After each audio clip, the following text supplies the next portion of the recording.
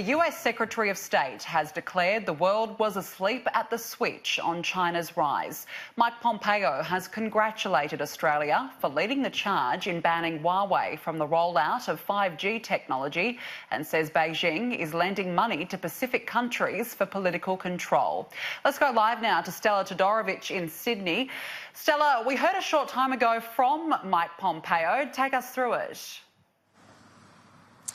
That's right, Danica. Both Mike Pompeo and Marise Payne spoke here at the State Library. They both gave a speech and did a little question and answer with the people in attendance. Now, we always expected that China would dominate these talks today, and both the Secretary of State and his Australian counterpart discussed the importance of a partnership with China rather than dominance in the Pacific region. Let's take a listen to what US Secretary of State Mike Pompeo had to say about China's rise.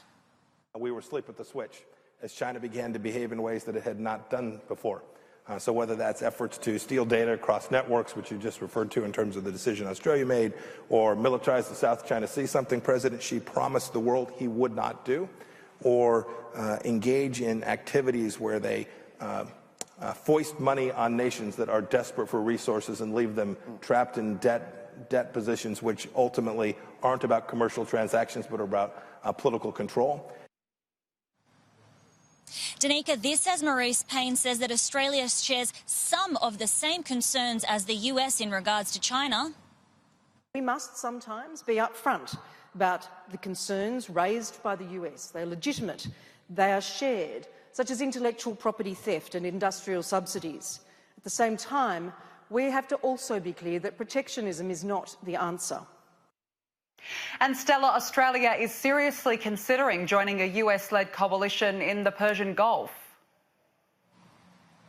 Yes, despite this request coming from such a close ally, Linda Reynolds today confirmed that Australia is yet to decide whether it will be joining this coalition. Now, the United States reaffirmed its position on Iran and the importance of the freedom of navigation in the Persian Gulf, but Australia has not yet made a decision as to whether we will be joining this coalition. Let's take a listen.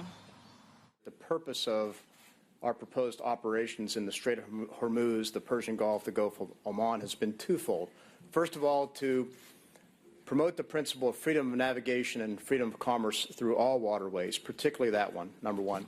Number two is to prevent any provocative actions by Iran. The request that the United States has made is a very serious one, and it is a complex one. That's why we are currently giving this request very serious consideration. And Danica, later tonight, Prime Minister Scott Morrison will host both the Secretary of State and the Defence Secretary at Kirribilli House with a dinner with both of their wives.